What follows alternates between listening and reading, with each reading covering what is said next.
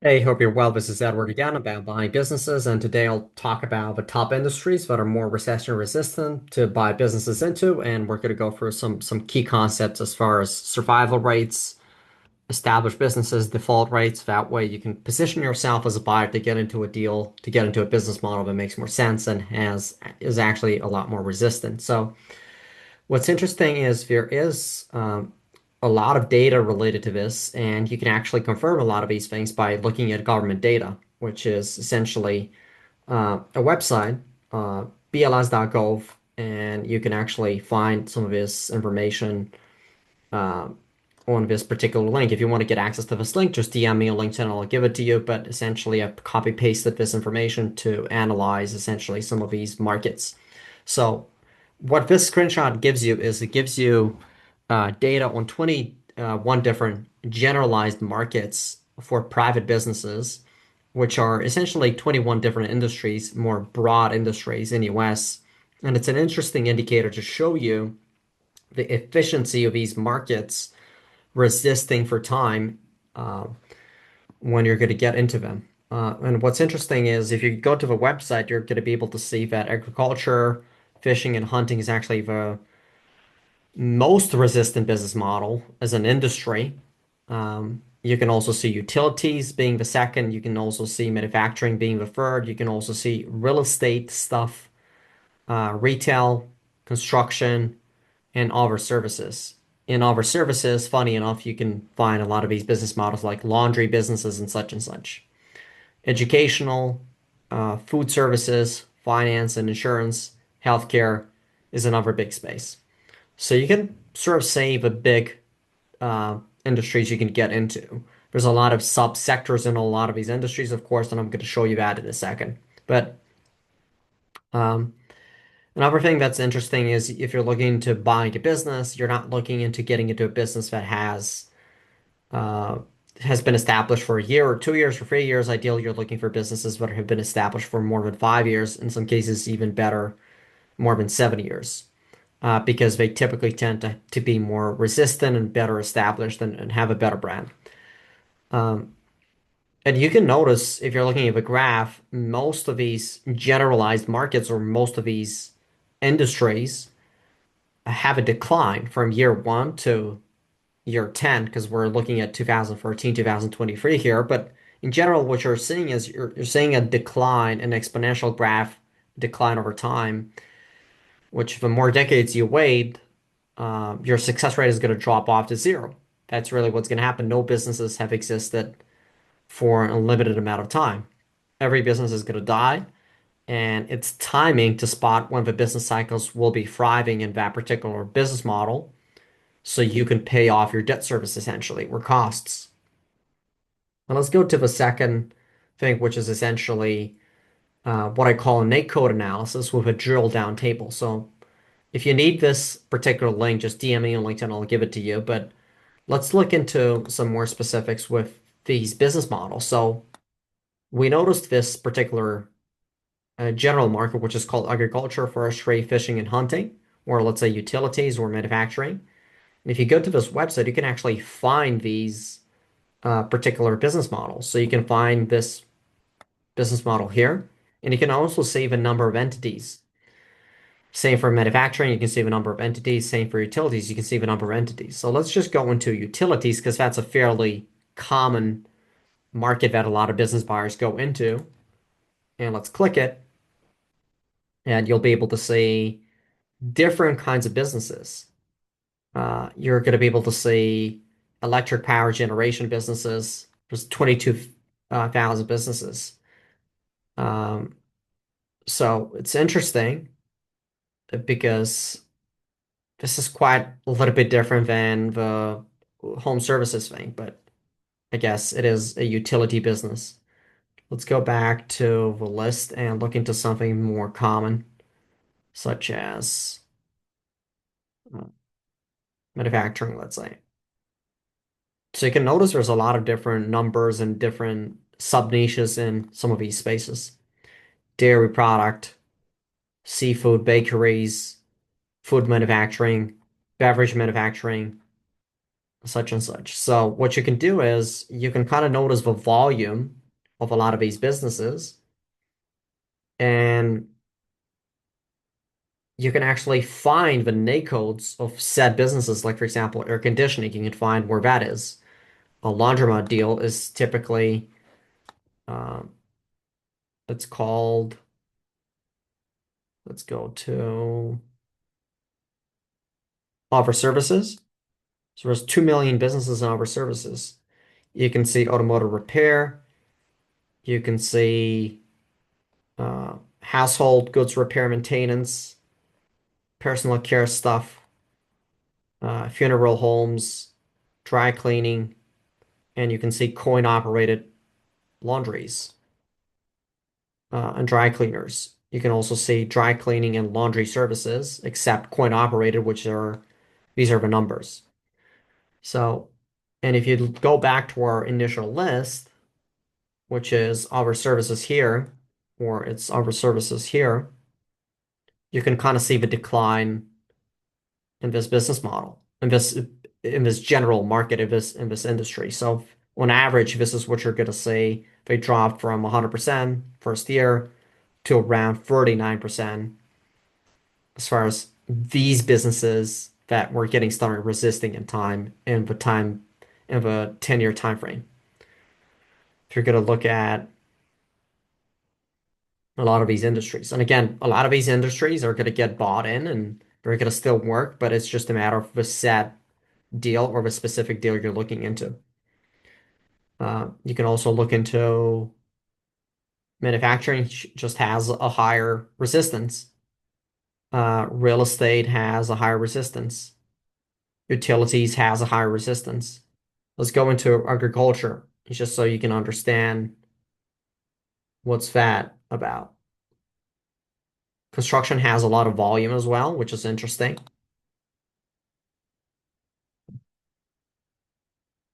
Retail trade has a lot of volume. A lot of people talk about transportation as a whole, but transportation is not high on the list here, as far as I see.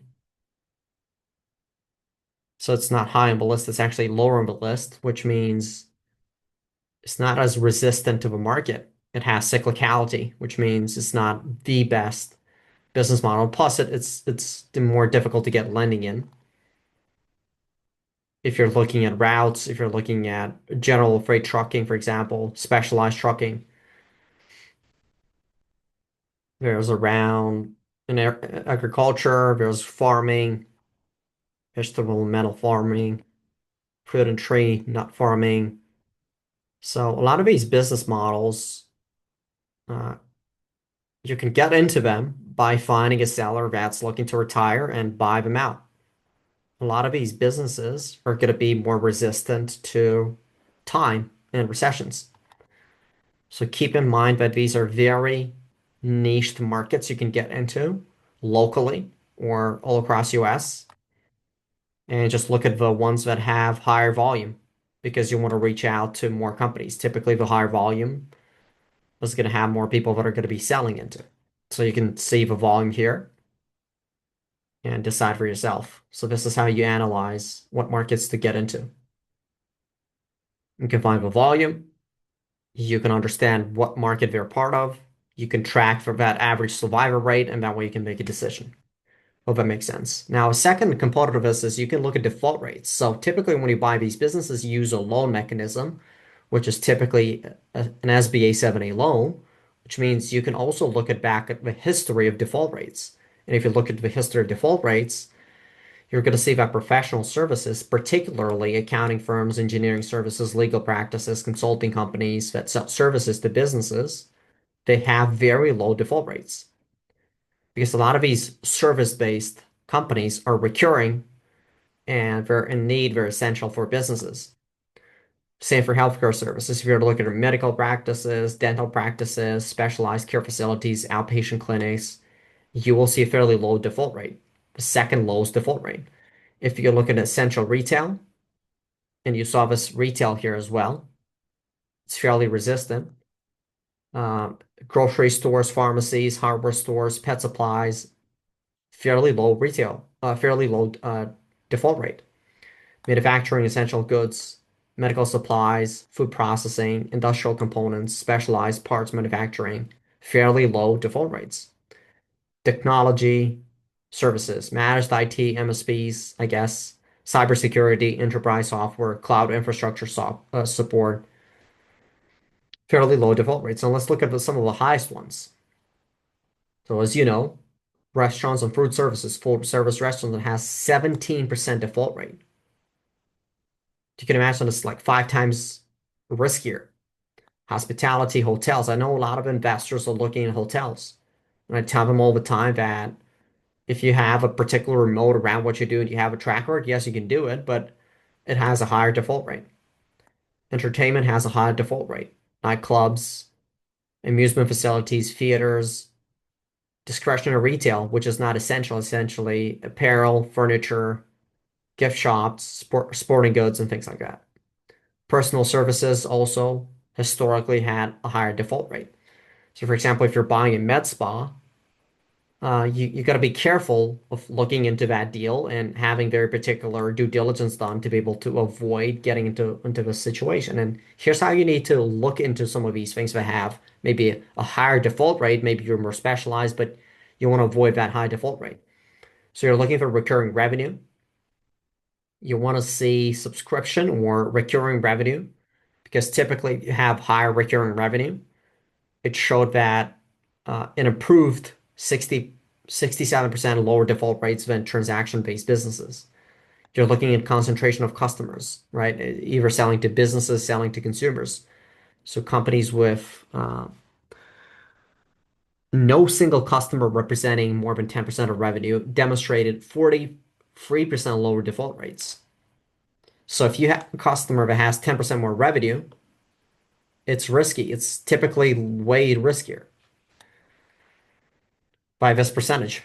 Fixed versus variable costs. Businesses with higher proportions of variable costs outperform those with rigid cost structures by 38%, right?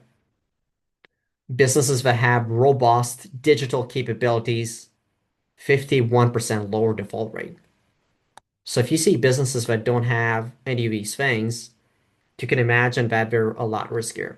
Essential versus discretionary. So you saw that in retail, essential retail, and then discretionary retail. You saw that there, which means if you're providing a product that's essential, a service that's typically essential for like home services, it's going to outperform some very niched luxury thing you're selling.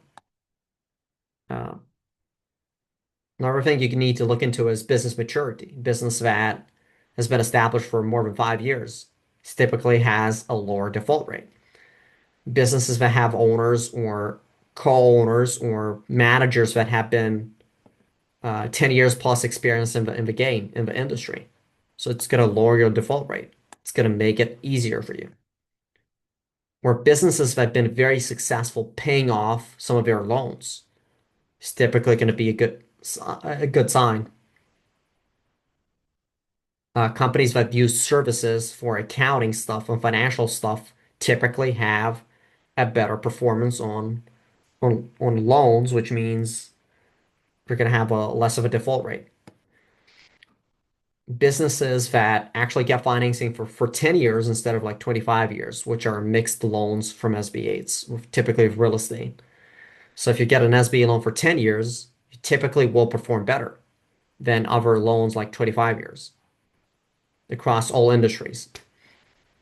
Down payment correlation. So each additional 5% equity injection is probably going to reduce your default by 18%, meaning if you're putting 5% down on an SBA loan, and you're putting an additional 5% of it down, that means you're actually reducing the amount of debt you're getting, which de-risks the deal from a default rate perspective because you're actually using your money to risk the situation. You're not using the debt.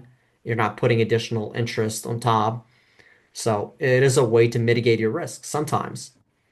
You don't want to over leverage the deal and be always at 90% if you can inject more money from an investor or from yourself. So this might make the deal perform better. collateral quality. So if you're securing your loans with equipment that's specialized, you will outperform real estate loans. So if you're buying a business or real estate, but you're actually getting the loan of a equipment, not of a real estate, you're actually going to do better versus uh, what you typically see as far as conventional wisdom stuff with real estate. Um, if you're getting 20% plus working capital allocation, typically it's going to increase your performance of avoiding a lower default rate, a higher default rate. Also, borrowers that receive SBA sponsored technical assistance typically will get a lower default rate, not a higher one. There's also metrics on regions. So, for example, Upper Midwest has the lowest across all industries. Mountain West has the second lowest, and Southeast has the third lowest. And then the most challenging is New England, West Coast, and Mid Atlantic. So 8.3, 7.9, 7.1. So just be aware of some of these numbers. And then some other trends that you could keep in mind is essentially uh, two different businesses combining together. So for example, combining healthcare with technology services, healthcare technology hybrid models, where if you're combining that, typically that is going to create more business opportunity. And uh, that's an interesting thing you need to look into if you're rolling up different businesses. Um, Velocity is essentially how well can you disrupt the business model you're in with technology. So if you're able to do that and increase your revenue, of course, you're going to be able to perform properly. Cash flow cycle management, this is one of the most important ones, I would say, because if you can use a better cash conversion cycle, like for example, you're getting your receivables in 30 days versus 47 days, and you know how to do some of these things in a better way in the business, you will typically get outperform and you're gonna be able to get a lower default rate. Resilience as far as your supply chain, if you have different suppliers and you have a network of more diversified suppliers and better terms, you might be able to get a way lower default rate.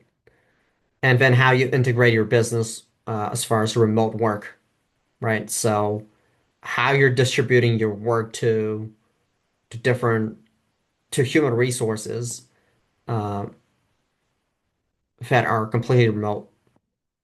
This can also sometimes increase your performance. So hopefully you can use some of these trends and default rates and survival rates to be able to improve your decision-making process. Because what I want to do in this video is I want to show you how you can think, so that way you can think for yourself, so that way you know yourself, you know your background, you know what market you're in, you know your local area, and then you can analyze this to position yourself as a more proactive buyer and as a more trusted buyer of a market. Hope that helps.